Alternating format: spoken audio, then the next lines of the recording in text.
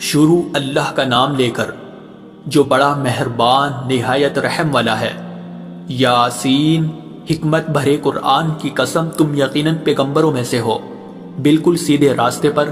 یہ قرآن اس ذات کی طرف سے اتارا جا رہا ہے جس کا اقتدار بھی کامل ہے، جس کی رحمت بھی کامل، تاکہ تم ان لوگوں کو خبردار کرو جن کے باپ داداؤں کو پہلے خبردار نہیں کیا گیا تھا، اس لیے وہ غفلت میں پڑے ہوئے ہیں۔ حقیقت یہ ہے کہ ان میں سے اکثر لوگوں کے بارے میں بات پوری ہو چکی ہے، اس لیے وہ ایمان نہیں لاتے۔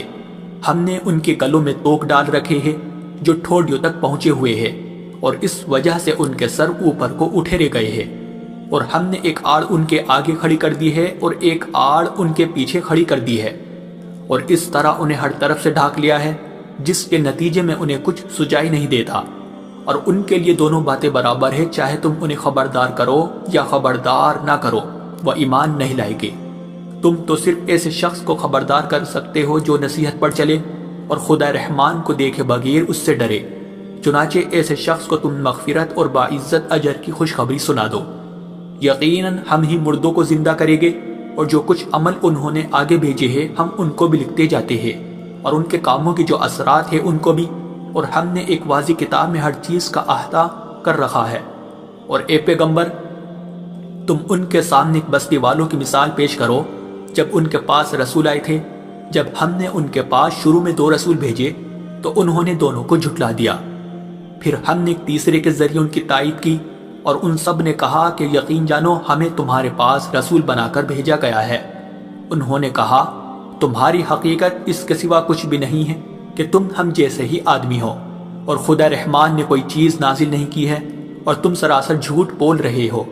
ان رسولوں نے کہا ہمارا پروردگار خوب جانتا ہے کہ ہمیں واقعی تمہارے پاس رسول بنا کر بھیجا گیا ہے، اور ہماری ذمہ داری اس سے زیادہ نہیں ہے کہ صاف صاف پیغام پہنچا دے۔ بستی والوں نے کہا ہم نے تو تمہارے اندر نحوست محسوس کی ہے، یقین جانو اگر تم باز نہ آئے تو ہم تم پر پتھر برسائے گی اور ہمارے ہاتھوں تمہیں بڑی دردناک سزا ملے گی۔ رسولوں نے کہا تمہاری نحوست خود تمہارے ساتھ لگی ہوئی ہے،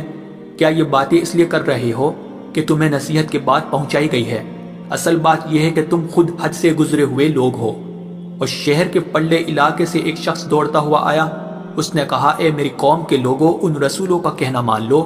ان لوگوں کا کہنا مان لو جو تم سے کوئی اجرت نہیں مانگ رہے اور وہ صحیح راستے پر ہے،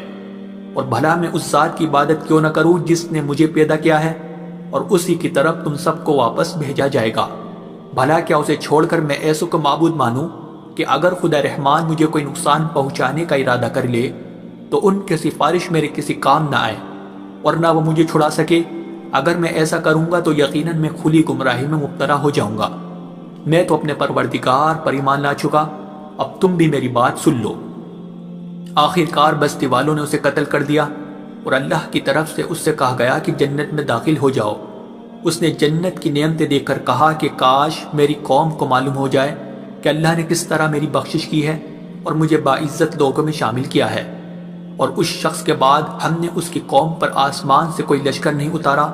اور نہ ہمیں اتارنے کی ضرورت تھی، وہ تو بس ایک ہی چنگھاڑ تھی جس سے وہ ایک دم بجھ کر رہ گئے۔ افسوس ہے ایسے بندوں کے حال پر، ان کے پاس کوئی رسول ایسا نہیں آیا جس کا وہ مذاق نہ اڑاتے رہے ہو۔ کیا انہوں نے نہیں دیکھا کہ ان سے پہلے ہم نے کتنی قوموں کو اس طرح ہلاک کر چکے ہیں کہ وہ ان کے پاس لوٹ کر نہیں آتے؟ اور یہ جتنے لوگ ہیں ان سبھی کو اکٹھا کر کے ہمارے سامنے حاضر کیا جائے گا، اور ان کے لیے ایک نشانی وہ زمین ہے جو مردہ پڑی ہوئی تھی، ہم نے اسے زندگی عطا کی، اور اس نے غلہ نکالا جس کی خوراک یہ کھاتے ہیں،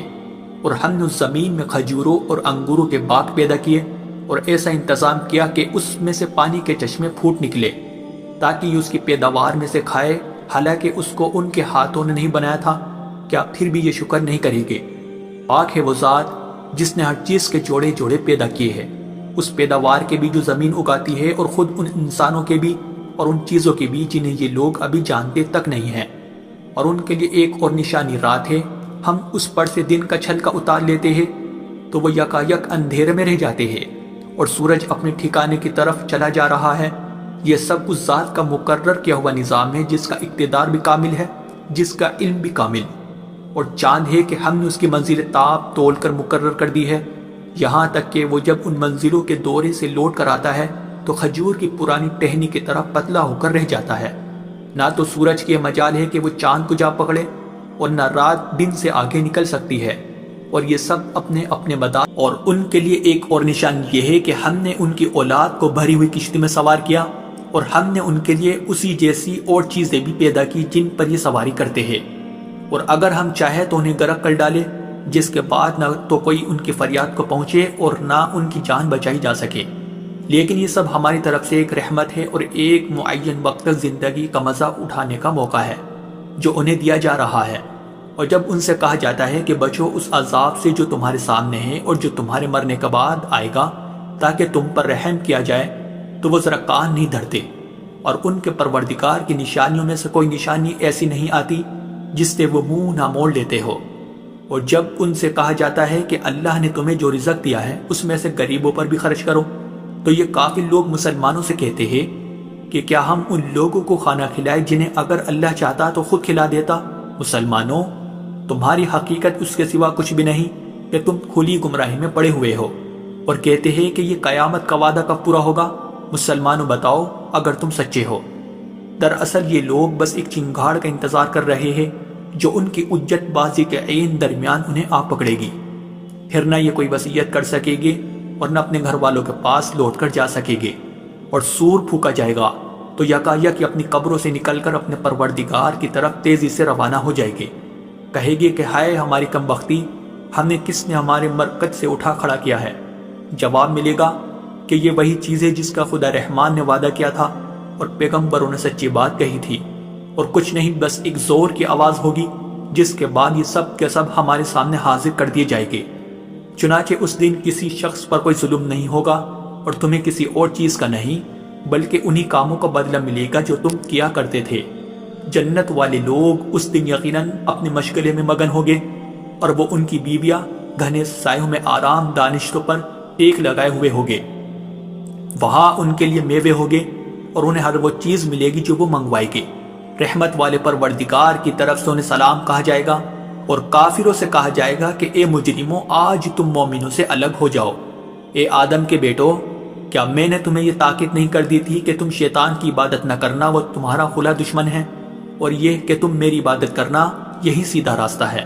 اور حقیقت یہ ہے کہ شیطان نے تم میں سے ایک بڑی خلقت کو گمراہ کر ڈالا، تو کیا تم سمجھتے نہیں تھے؟ یہ ہے وہ جہنم جس سے تمہیں ڈرایا جاتا تھا، آج اس میں داخل ہو جاؤ کیونکہ تم کفر کیا کرتے تھے۔ آج کے دن ہم ان کے منہ پر مہر لگا دیں گے، اور ان کے ہاتھ ہم سے بات کریں گے، اور ان کے پاؤں گواہی دیں گے کہ وہ کیا کمائی کیا کرتے تھے۔ اور اگر ہم چاہیں تو یہی دنیا میں ان کی آنکھیں مل یا میٹ کر دیں، پھر یہ راستے کی تلاش میں بھاگے پھرے، لیکن انہیں کہاں کچھ سجا۔ اور اگر ہم چاہیں تو ان کی اپنی جگہ پر بیٹھے بیٹھے ان کی صورتیں اس طرح مسخ کر دے کہ یہ نہ آگے بڑھ سکے اور نہ پیچھے لوٹ سکے۔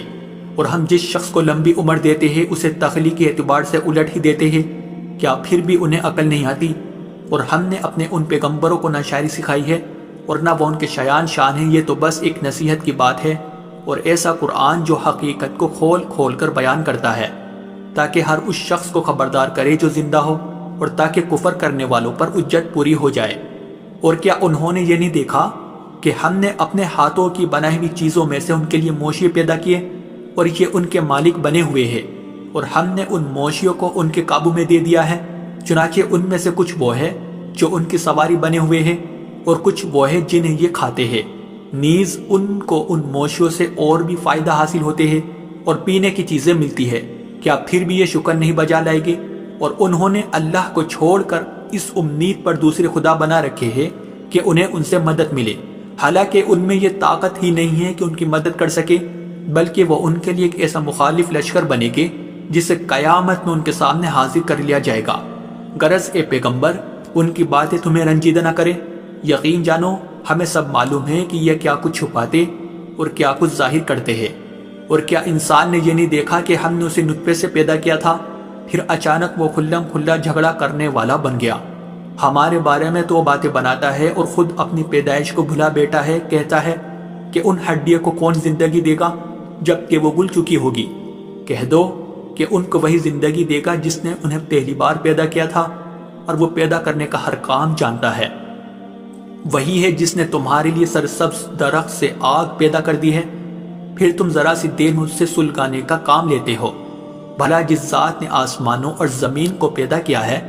کیا وہ اس بات پر قادر نہیں ہے کہ ان جیسوں کو دوبارہ پیدا کر سکے؟ کیوں نہیں، جبکہ وہ سب کچھ پیدا کرنے کی پوری مہرت رکھتا ہے۔ اس کا معاملہ تو یہ ہے کہ جب وہ کسی چیز کا ارادہ کر لے تو صرف اتنا کہتا ہے کہ ہو جا، بس وہ ہو جاتی ہے۔ غرض پاک ہے وہ ذات جس کے ہاتھ میں ہر چیز کی حکومت ہے، اور اسی کی طرف تم سب کو آخر کار لے جایا جائے۔